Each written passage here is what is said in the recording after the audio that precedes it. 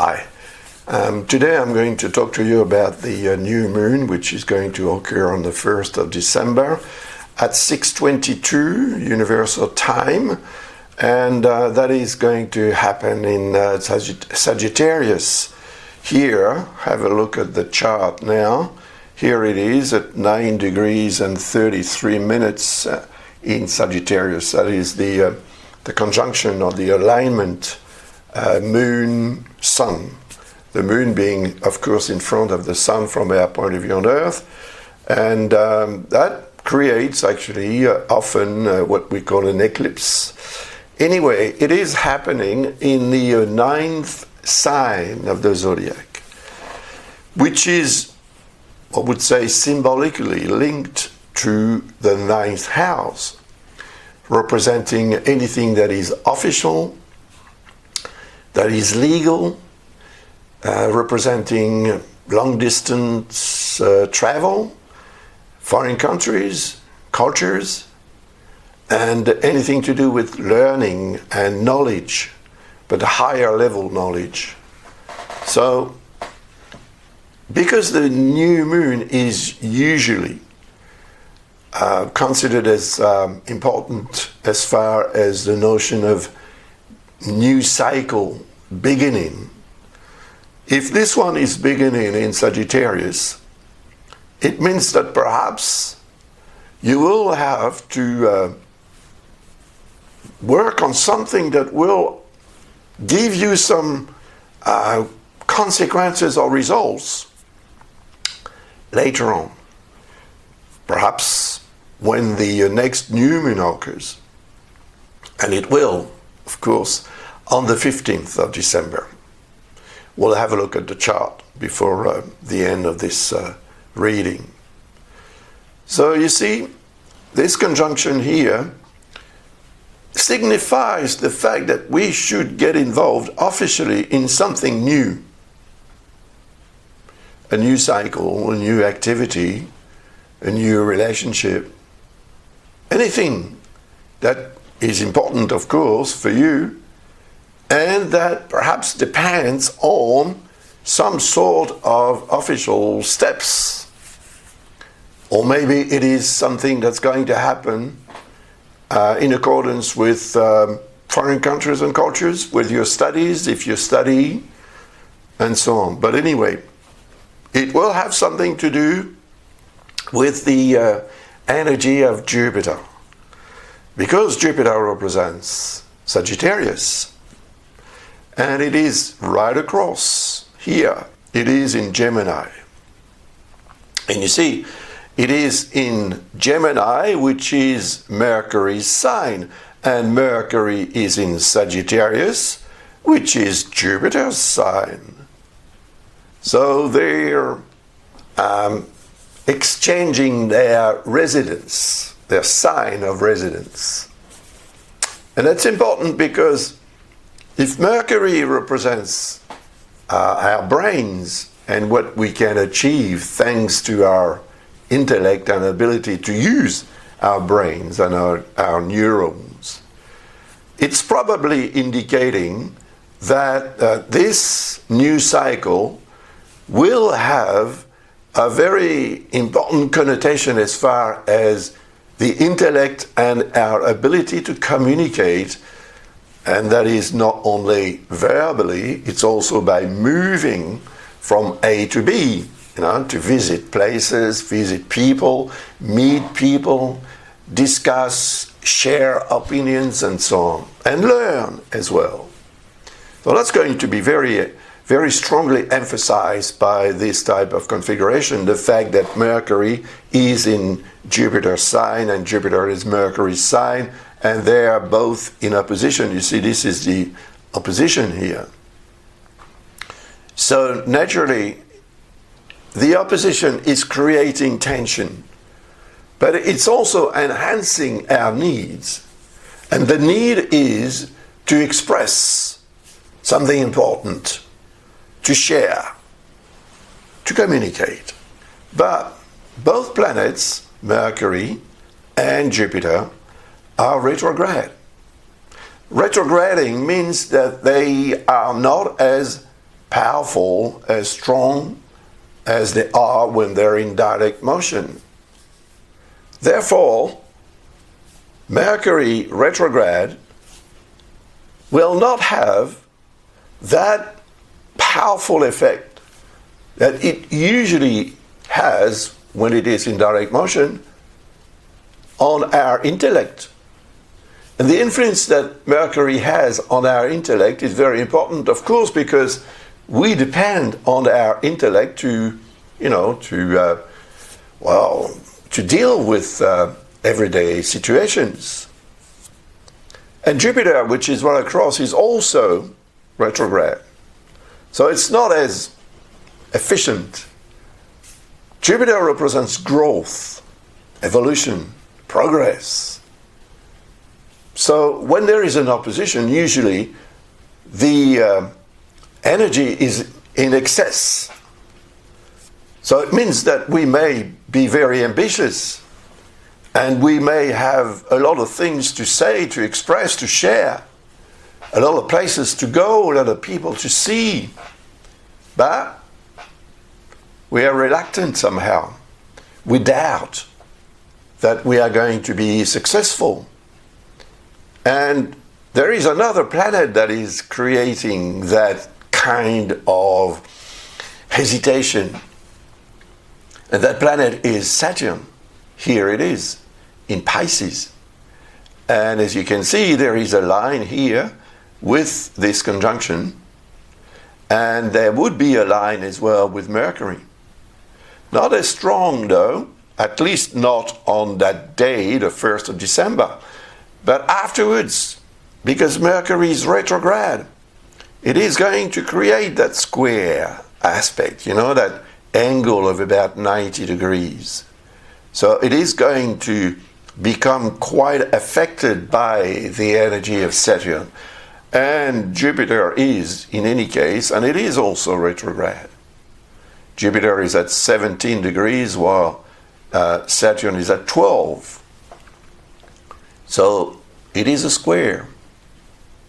It is a discordance. And Saturn is putting the foot on the brakes. Saturn doesn't want us to be excessive in any way. Saturn wants us to be reasonable and not to believe in anything we hear, anything that we are told, anything that we read, and so on. Saturn says, be rational. And it doesn't mean that the opposition between Mercury and Jupiter makes us irrational. Not really. Not as such, anyway. But because Mercury is in discordance with Neptune, which is here, you see, at 27 degrees in Pisces, then yes, that makes us quite irrational. And of course, if we function on the basis of what we believe, any kind of belief must be verified before it is applied to any situation and any decision that we are going to make. But the discordance between Mercury and Neptune tends to make us dependent upon belief. So what we believe perhaps is going to be more important than what we know for sure. So it is going to be a source of disruption in some people's life more than others, of course, depending on your situation, depending on your chart, depending on your motivation as well. It may affect you more than any other person, or it may affect you less. I can't tell you that. But what I can say is that this configuration involving the Sun and the Moon, naturally, it is the new Moon, and Mercury and Jupiter and Neptune and Saturn, that's a lot. That's a lot to deal with. If Jupiter is determined to give us that psychological self-confidence in excess, we will for sure make mistakes. And in any case, we do make mistakes without any of these configurations when Mercury is retrograde. And it is. And because it is opposite Jupiter, which is also retrograde, well, the situations in which we may find ourselves could be quite exceptional. Because it's not very often that, first of all, Jupiter transits in Gemini. It only happens once every 12 years. And for Mercury to travel right across, that also happens, of course, while Jupiter transits in Gemini. It is important because there is that exchange of residence. It's what we call mutual reception as well. But if we deal properly with that, knowing that we could be affected by this type of energy that is going to make us more self-confident than we should be, or perhaps less, thanks to Saturn. Saturn could be the disruptor. Saturn could be the one that is slowing down the process of obtaining what we want and what perhaps we're entitled to obtain. So, because the new moon symbolizes the beginning of a new cycle, whatever you are going to get involved in, with preferably long-lasting repercussions, it means that we should, all of us, myself as well, we should be very careful on that 1st of December, but the energy is going to begin when the moon enters in Sagittarius, and because they're both here, the sun and the moon, at 9 degrees and 30 odd minutes in Sagittarius, that's going to take about 19 to 20 hours for the moon to reach, the conjunction with the sun. So 20 hours before the new moon, on the 30th of November, the moon will be in Sagittarius. And it will remain in Sagittarius for 2.5 days. So those 2.5 days correspond to the period, which is quite short, during which we need to analyze, reflect, decide, and make sure we don't make any mistake. Because if we do, on that day or around, during the transit of the moon in Sagittarius, we may find out, not that long afterwards, actually, when the moon reaches Saturn here, and of course when it reaches Jupiter. So it will reach Saturn on the 8th of December, and it will reach Jupiter on the 14th of December. And that's a very important connection between the moon and Jupiter, because on the 15th of December, the moon is going to be full. So that means that emotionally, we are going to be quite intense, and that intensity will be increased by the proximity of Jupiter. Actually, that could look quite nice in the sky at night. You'll have the full moon, and next to it, not far from it, Jupiter. But if the moon is really full and very strong light, you may have some difficulties to see Jupiter, because Jupiter is not going to be very far at all. Anyway, there are also quite some nice aspects or harmonious configurations like this one here. The Sun and the Moon are in harmony with the North lunar node and in harmony with Mars. So that is a great triangle here, and that is a fire triangle because it involves the 3 fire signs. And the North lunar node represents that to which we should be tending to go. And that is Aries, the first sign. So it means we should be tending to go toward ourselves, to ascertain ourselves, so that maybe a relationship, depending on us, will work better. It can be a relationship as such, I mean, a personal, sentimental relationship, but it could be a professional one, it could be a partnership, whatever it is.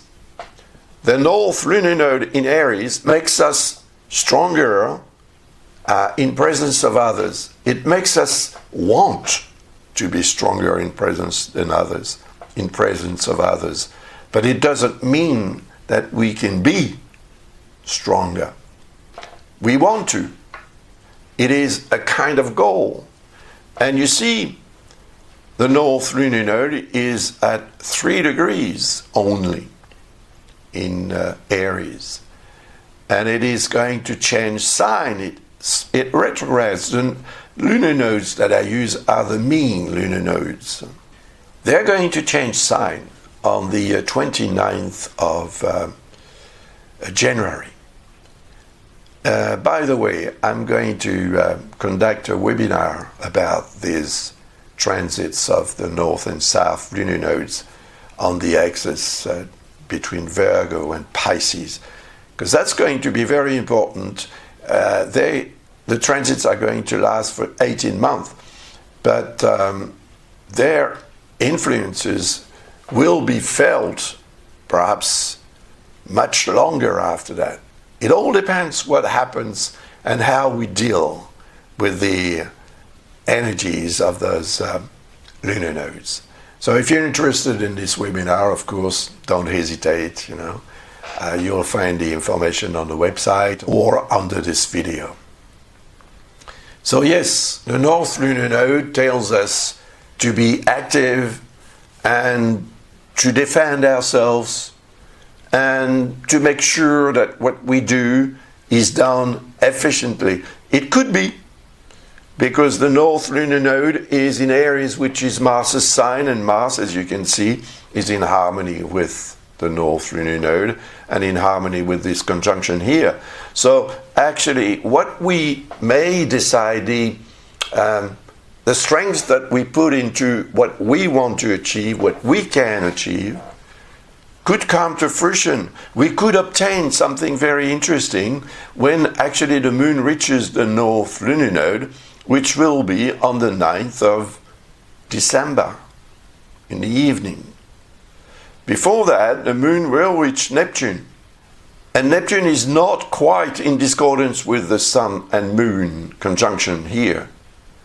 It's a bit wide as an aspect, but still, they're in a sign that is in discordance with the sign where Neptune is. The element is fire for Sagittarius and water for Pisces.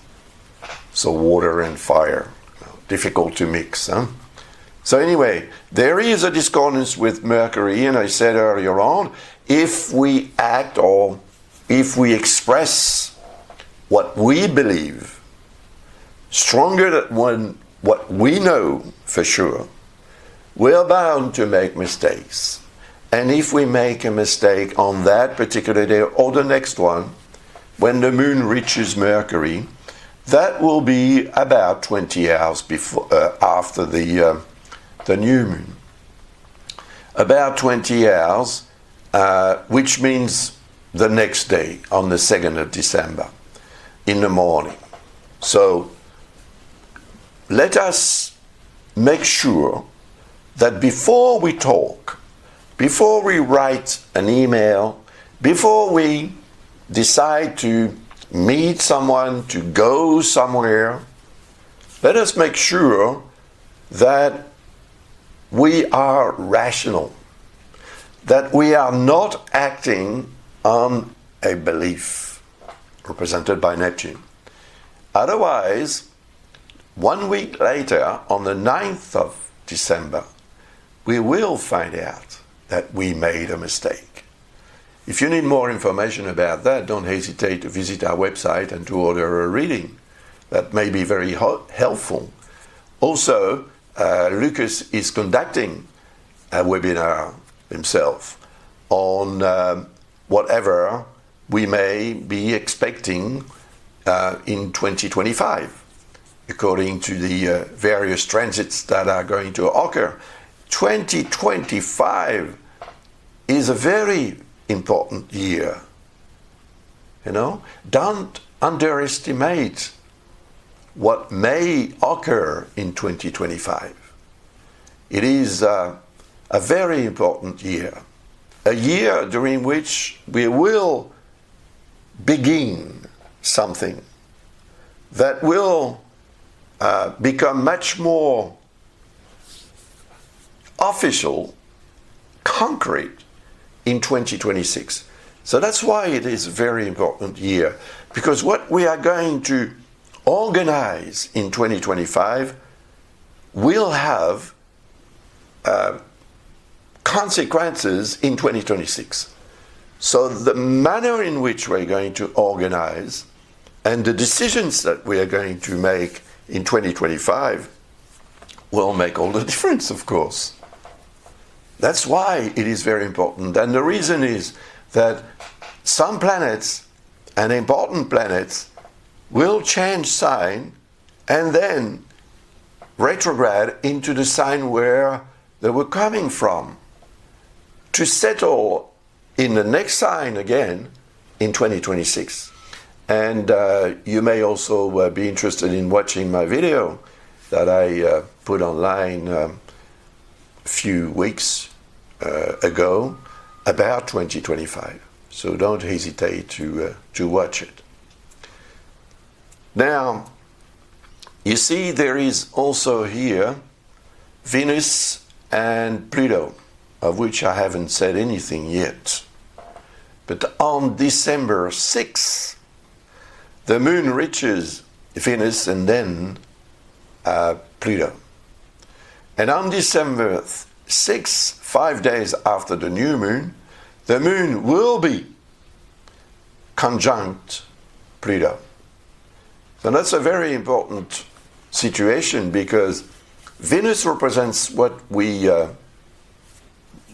care for, what we care about, what we love, whom we love. So it represents our ability to express our feelings. It represents our creativity as well, which may be a very strong asset if you're an artist. Pluto represents the potential that we have to regenerate, which we do, on a regular basis. Our cells die and are born again, or replaced by new ones, automatically, without us even noticing anything. That's life. Venus and Pluto represent opposite signs, Taurus and Scorpio. So they're quite connected together. The opposition is a connection, just like in a government. We need the opposition. So when Venus reaches Pluto, and the moon reaches, of course, both of them on the 6th of December, the conjunction will be triggered. And if you need to question and to regenerate a very important situation for you, love-wise, for example, or otherwise, but in an area and about something or someone you care for. You see, there is a very positive link here with Uranus, indicating a potential change. But of course, for the change to really occur like you want it to occur, you'll need to make the right move or the right decision. And if you do so, then you will be rewarded by a very positive result when the moon reaches Uranus. It's as simple as that. And it's not going to take long, only 1 week. You see, December 13, that's when the moon reaches Uranus, recreating those links here with Venus and Pluto, creating as well or recreating the link with Neptune. And Neptune represents that ideal situation that you would want for yourself and maybe for the other person.